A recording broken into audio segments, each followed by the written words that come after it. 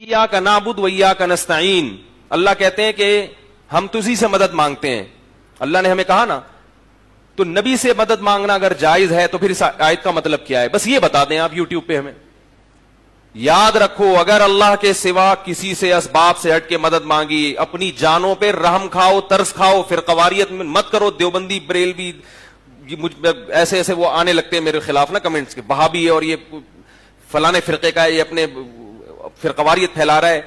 تانے دیتے رہو، جہنم کی آگ میں لٹکے ہوئے ہوگے. اگر شرک قابل معافی ہوتا تو اللہ سب سے پہلے محمد صلی اللہ علیہ وسلم کے چچا ابو طالب کو اور آپ کے دادا عبد المطلب کو جہنم کی آگ سے بچاتا.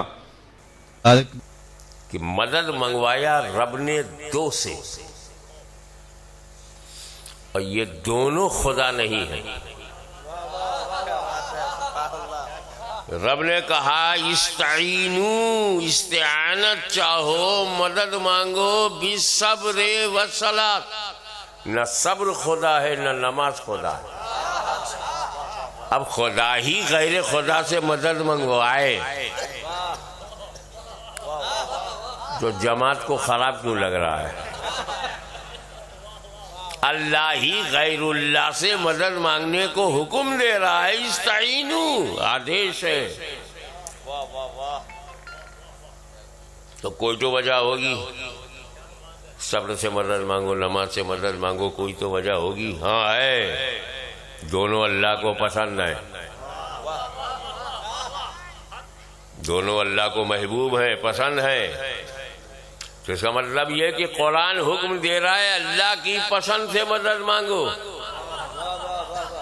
تو خالی صبر پسند ہے، نماز پسند ہے، نبیین پسند نہیں، صدیقین پسند نہیں، شہداء پسند نہیں. ارے بغداد کا غوث بھی پسند ہے، اجمیر کا خواجہ بھی پسند ہے. ہم اللہ کے سوا کسی سے نہیں مانگتے، کیونکہ دعا عبادت ہے اور عبادت اللہ کی ہوتی ہے. باقی رہ گیا ندا یا استعانت، توسل، یہ اللہ کے رسول سے بالکل جائز ہے. کہ آقا کریم علیہ السلام کے وصال کے 3 دن بعد ایک عربی، ایک دیہاتی دور دراز سے سفر کر کے حضور کے روضہ انور پہ حاضر ہوا.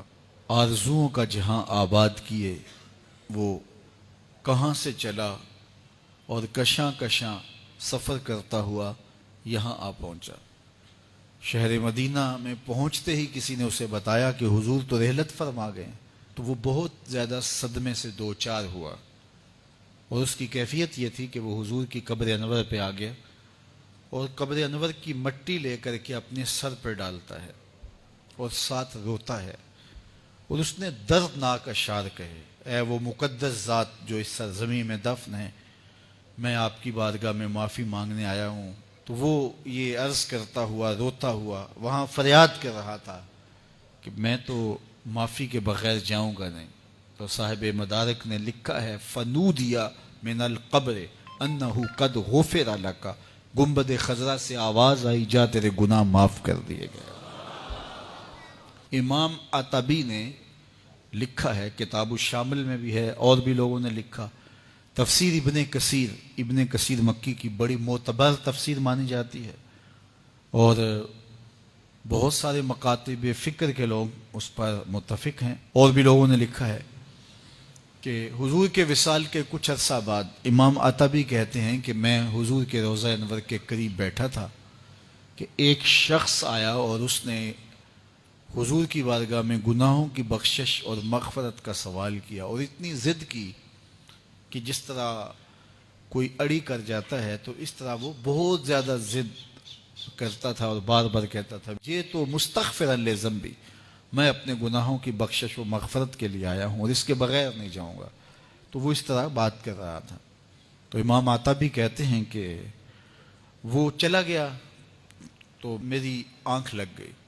جب آنکھ لگی تو حضور کی مجھے زیارت نصیب ہوئی، اور آقا کریم نے فرمایا: قم یا عطبی، اے عطبی اٹھو اور اس عربی کو، اس دیہاتی کو تلاش کرو، اور جب تمہیں مل جائے فبشرہ بالجنہ، میری جانب سے جنت کی بشارت دیتا ہو.